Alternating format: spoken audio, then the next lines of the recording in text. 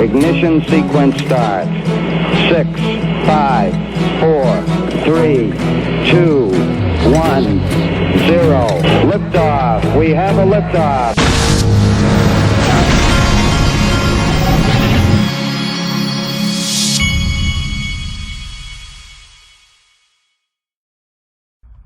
Hey everybody, this is the Digital Asset Investor, and I just got back from my hunting land. I was down there, we were working on tractors and doing all kinds of stuff. Deer season starts in about September, October, so starting to get things ready. Now the market, coinpaprika.com, check it out. Market has been it was negative yesterday, I think. Starting to turn around a little bit. I think I'm going to go in and scoop up a little bit here in the next couple of hours. Wanted to show you this. This is from Jeremy Hogan. $1 billion lost due to crypto fraud in 2021. $15 billion lost due to the SEC versus Ripple lawsuit. And he says, who is the SEC protecting again? And so I totaled those up and I said $16 billion lost to corruption, because I would say fraud's corruption. And of course, this lawsuit is corruption. And so pretty much 16 billion. Now think about that for a minute. We've got an SEC that is just going and picking random companies and suing them, okay? So, and they've threatened to do so to exchanges. So if your digital assets are sitting on something besides a Ledger Nano S, you literally could be sitting there. SEC goes after them and the company value plummets and they could get into financial trouble. You could be sitting there with your assets there, and that's part of the reason that we don't do it. But it's crazy to think that the SEC is the biggest threat to a lot of investors that they claim to protect money. Think about that. That's crazy. So the people at Ledger Nano S, by the way, they're doing you can get a Nano S plus a Nano X, and they're giving you a discount right now. The link to this will be in the top of the description of this video. While we're at it, a lot of people are losing their crypto due to hacks. So one of the things you got to do if you're buying crypto to protect yourself is to have a virtual private network so you can surf anonymously. I've got a virtual private network myself. This is pure VPN. You can get 5 years for just $10.95, $1.49 a month. I'm putting this link at the top of the description of this video. You can click on either one of those links at the top of the description and tell them DAI sent you. Now, Brian Brooks was on CNBC today, and there's a clip worth hearing right here. Listen to this. Be the panacea for crypto. Well, Joe, first of all, let's define some terms, okay? Regulation does not mean suing people. And the approach the SEC's had for the last couple of years has been to not tell anyone what the rules are in advance, but to sue people after they've launched a project, started a company, listed a token, and then cause people to infer what the rules were later. That's not a good thing. And so at some point, Congress and the regulators need to get serious about telling people, what is the speed limit on the crypto highway and what projects are appropriate and good. Once we set frameworks and rules for those things, you'll see a flourishing. But until then, you're going to see a lot of people very nervous about investing in the space. Well, does that have anything to do with that chart you're looking at right now? Or is that just a chart you overlay the NASDAQ with? No, I think there are a bunch of things going on here. This is the problem with doing technical market analysis, right? Every chart is like tea leaves you can read something into. But I think with Bitcoin and crypto broadly, there are two things going on right now. One is we've talked before about the idea that Bitcoin is an inflation hedge, and the more the market expects tough policy from the Fed, the less Bitcoin is necessary as an inflation hedge. I've debated this on this program a number of times before, but right now people seem to think the Fed is going to keep an aggressive posture for longer because of Jay Powell's recent speech, and that would tend to harm Bitcoin. But the other thing going on is, you think about what happened a couple of weeks ago when Elizabeth Warren, Bernie Sanders, and some other prominent Democratic senators sent a letter to my old agency asking them to pull back all of the regulation that I had imposed when I was in office that was an attempt to provide both safety and clarity. Their view seems to be, no, let's not let Bitcoin anywhere close to the regulated sphere of the economy, meaning banks and broker-dealers. That tends to suggest that this is going to remain a niche asset that will be risky and non-standard. That isn't what markets like. If the big asset managers of the world are going to touch crypto, there has to be a rule set. Why these senators don't want the activity to be happening within the regulatory perimeter, that's a good question. But that tends to be negative for price. That's why they need to get booted out of their offices. Okay, this one fascinated me. This came out yesterday evening, I believe, 8:30 last night. Brad Garlinghouse tweets this: "Can't comment on the validity of the slew of allegations in here, but I can unequivocally say that I have never met or spoken to, much less invested in, Kyle Roche. I don't know how you say that." Now, this is the article that he's referencing. Ava Labs avalanche attacks Solana and cons SEC in evil conspiracy with bought law firm Roche Friedman. Okay. Now, by the way, I'm not weighing in one way or the other on this. I'm just showing you this is the article. Okay. It says our spy videos. This report shares extensive spy video. All videos have been collected in accordance with applicable laws, whistleblower appeal. Anyway, it goes on, and this whole thing, I'll try to summarize the gist of it. I went through and read this whole thing. What the gist of this article says is that this Ava Labs CEO, this guy here, which he gives a nickname in here. He said people call him Goon is what they call him, the CEO of Ava Labs. What this attorney, this guy right here, what this article says is that this guy is an attorney for this Roche Friedman law firm, and they're basically saying that this guy got with the CEO and the people that run Ava Labs, and he received something like 1% of the Ava of the tokens. Okay. I'm drawing a blank on what the token, I think they're called Ava. Anyway, he received 1% of the tokens and some of the equity. And in return, what this article is saying, not what I'm saying, is that the attorney, what he was basically going to do is he was going to go after all of their competitors to put them up on the SEC's radar. In other words, sue them for various reasons. And this would get them on the, and apparently they did all kinds of behind the scenes video recording of this guy unbeknownst to him. Okay. And that's what is interesting about this. And there's several, they say that they had a secret pact to do all of this. Okay. And it says, we can reveal that the pact directs Roche Friedman and their leader, Kyle Roche, to use the American legal system gangster style to attack, harm crypto organizers and projects, sue the industry actors generally with the aim of creating magnets for regulators such as the SEC, CFTC, secretly pursue the CEO's interests in vendettas against individuals. Okay. I don't know if any of this is true, but it's a pretty fascinating thing. Well, here's where it gets really, really interesting. Now, the thing that I noticed is throughout this whole article, they tell you what these guys were, what they think they were up to, and then they show you video to try to back up that until you get to the very end. When you get to the very end of the article, the Brad Garlinghouse part is almost like it's just thrown in there, but it's not thrown in there with any backup. There's no videos that would reference what they're trying to say. They just throw in this clip here at the very end. Right here at the end. Brad Garlinghouse lit the fuse.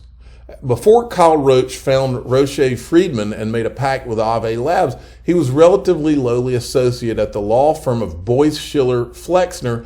They were representing Ripple, who were defending a lawsuit claim their XRP token was an illegal security. According to Kyle, he proposed to their CEO, Brad Garlinghouse, that he create a new law firm that would specialize in suing others in crypto using exactly the same words, kinds of tactics that were being used against Ripple. Kyle asked that Brad become his angel investor.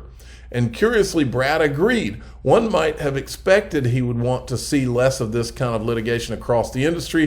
For whatever the reasons, Brad Garlinghouse invested in Kyle Roche and supported him on his current path. It certainly didn't give him save him from the SEC. Ripple's current travails might be a bad omen for the CEO of AVA.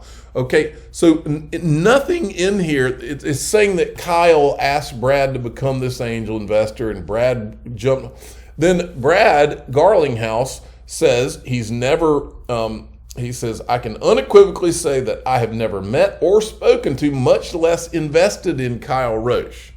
Okay, so Brad Garlinghouse is saying no, and nothing in here gives you any kind of proof of this. All right, then this is the CEO from this Ava Labs. He says, how could anyone believe something so ridiculous as the conspiracy theory nonsense on crypto leaks? We would never engage in the unlawful, unethical, and just plain wrong behavior claimed in these self-serving videos and inflammatory article. Our tech and team speak for themselves. Then Brad Garlinghouse, after this, Jeremy Hogan replies and he says, it would be completely unethical for a law firm to have a non-lawyer investor, so fake news unless Mr. Roche doesn't care about his law license. Then Mr. Roche does a response on Medium. A posting on the recently launched Anonymous Crypto Leaks website about me, my firm, and Ava Labs contains numerous unsourced false statements and illegally obtained, highly edited video clips that are not presented with accurate context. These videos were recorded without my consent during private meetings with Kristen Ager Hansen, whom I now know works for Dominic Williams, the creator of ICP token and the defendant in high-profile securities fraud litigation my firm brought against him. Mr. Ager Hansen requested a meeting with me under the false pretense of venture capital investment in the technology startup, but his real motives are now clear: to deceive and entrap me. Again, folks, I'm just reading you what both of these different things. I'm showing you both sides. I'm not telling you one way or the other. I don't know one way or the other on all this stuff. When I agreed to the meeting, I was unaware that Mr. Ager Hansen specializes in what he calls conflict management for eccentric billionaires like Mr. Williams, where he uses illegal and underhanded means, including covert recordings and social engineering, to solve their legal issues.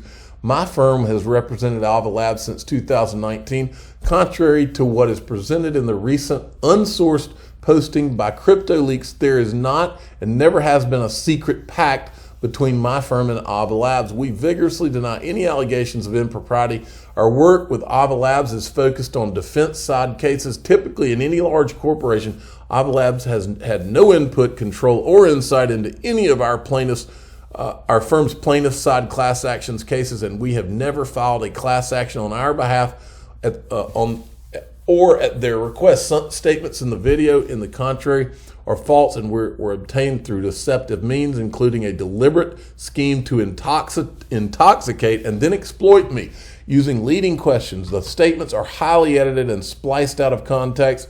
What the posting fails to note is that our firm's plaintiff side practice has remained a source of disagreement in our relationship with Ava Labs, and they have criticized our pursuit of many such cases. In all of my dealings with the CEO of Ava Labs and the rest of Ava Labs' team, they have always acted with the highest integrity. They've never had anything underhanded, illegal, or questionable ethics, and I never would. Mr. Ager Hansen and Mr. Williams' brazen attempt to intimidate me, my firm, and the class we represent will not work. We will remain resolute in defending ourselves against their underhanded, false, and deceptive tactics against us. Fortunately, he says nothing in here about the Brad Garlinghouse accusations. Now, this is on CoinDesk, CoinDesk has never done anything to help with ETHgate, hadn't lifted a finger to help and clear the air on any of this. There's one person that I can tell that seems to not like what's going on with some of this stuff, and that's this Wendy O. Okay, she's an Ethereum person. Now, she has not wanted to show any of the ETHgate evidence that we've all put together, I don't think. But she at least seems like a fair person in this thing. Listen to what she says while all these people are still doing, running cover for SEC and Jay Clayton and all this stuff. I kind of feel like this is a double-edged sword. I understand what you're saying about getting SEC regulators and people who've worked in law to come into the crypto space. But at the same time, it doesn't rub me the right way, because we have people that have, all they've done is just put out predatory laws against crypto. When has the SEC really worked with any crypto project? Well, I can tell you the answer to that, Wendy O. They've worked with Joseph Lubin behind the scenes and Consensus to engineer the Ethereum free pass. We have the timeline, we have the video, we can show it all to you. John Deaton, who you interviewed today, has a video library, complete video library. And by the way, I'm not criticizing Wendy O. I think she's one of the few fair-minded people in this whole Ethereum thing. And I think that she probably will show you some of those videos, and it will make her very uncomfortable. Unfortunately, I think a lot of people in Ethereum land won't speak out and won't tell the truth about it because they own a lot of Ethereum. And that right there, look, it's not going away. It's there. I'm not going to play you any more of that. I just wanted to show you that I do think that she has a good attitude about it, and she's not closed-minded. Stuart Alderati tweeted this today. Gary Gensler's latest Wall Street Journal commentary proves that the SEC's priority is to protect its turf at the expense of 40 million plus Americans in the crypto economy. I responded explaining how his agency's actions are actually leaving consumers holding the bag. Okay? Stuart Alderati is not taking it sitting down. Now, this right here I liked. I don't know if this is an old video, maybe it is, but it doesn't matter, because when you watch this, Ashish Burla is from Ripple, folks. When you watch this, just watch his body language. It's almost as if he expects that there's an announcement coming. In the year 2022, as you talk about the tokenization of everything, the value of non-fungible tokens, do you think next year is a year that perhaps we could purchase an NFT on Amazon? Well, look at the smirk on his face. I think that one thing with Amazon and Apple, I admire those companies a lot. But when they adopt, it's ready for prime time. And, I'm not sure when they're going to adopt, but I'm excited that more and more corporations are moving in that direction. But, again, when Amazon and Apple decide to do something in this space, I think it's a big signal to the market that, almost everyone is going to adopt at that point. And so I'm excited for that and see what happens in 2022 with Amazon and Apple and a whole bunch Let's see what happens. Ripple just happens to be working on NFTs on the XRP Ledger XLS20 standard, right? He almost seems giddy. And you know what this reminds me of, folks? Remember Kendra Hill, who disappeared from social media a few years back? A partnership years in the making. In a deal which was negotiated in 2015, Amazon holds a stake in 5 billion XRP. I'm assuming that is an XRP option, folks. Amazon XRP option, 5 billion. Isn't that the same amount, 5 billion, that R3 had a dispute over a 5 billion XRP option with Ripple? We've talked on this channel before. Options, pre-allocated options. Pre-allocation, folks. Why has this been kept secret? Let me first respond to this by asking you a question. Why does the price of XRP not move when new partnerships are announced? The answer to my question is that XRP has no use cases currently. This will soon change. When it does, the price will rise quickly. They are very selective when announcing new partnerships publicly. So to answer your question, it is in the best interest of everyone involved to keep the price as low as possible, allowing major investors to buy in early while also pushing away investors from the lower class. When the Amazon partnership is announced, the world will be talking about XRP. Millions of people will buy XRP on that day. So this partnership is being saved for a later date. Never look at Ripple for what it is today.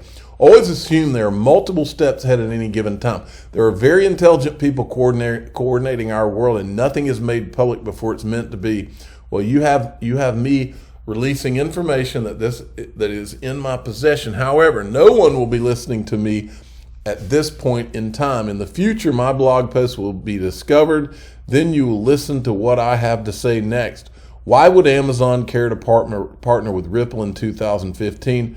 Ripple, XRP, and Codius, when combined, think Flare, provide a level of value that cannot be matched by anyone, especially not Ethereum. Ripple is not Ripple by chance. This was all planned. Forget about Amazon for a moment. Ripple has ties to the Federal Reserve and beyond. Wait till what I'm going to show you in a minute. When XRP is combined with Codius, Flare, question mark, you have the ultimate payment processing solution integrated into smart contracts which offer a variety of privacy options. A company such as Amazon could not find a more perfect match. Amazon is also very similar to Ripple as it too has ties to powerful entities. I'm going to show you this. I'm not going to read this, but it's from the Financial Times today. A post-dollar world is coming. And then there was this, speaking of the Federal Reserve. The Wall Street Journal, the Federal Reserve is set to launch a long-awaited faster payment system next year, a step that officials say will modernize an outmoded infrastructure and ensure that near-instant payments become widely available. This is Lael Brainerd from the Fed. Service kicking off in mid-September. I want to particularly thank you, the early adopters, for the important investments you're making to prepare for the day when the FedNow service goes live. Together, we'll be ready to launch the FedNow service between May and July of 2023, bringing this innovative core instant payments infrastructure to financial institutions of every size across America. Let's read this part one more time. Right here. Forget about Amazon for a moment. Ripple has ties to the Federal Reserve and beyond. When XRP is combined with Codius, and for those of you that don't know, Codius was what Ripple's smart contract platform was originally called. You have the ultimate payment processing solution integrated into smart contracts, which offer a variety of privacy options. I'm the digital asset investor. I'm not an investment advisor. This is for entertainment purposes only. Please subscribe, hit the like button, and tell your friends and family that according to Kendra Hill, Amazon is a partnership years in the making.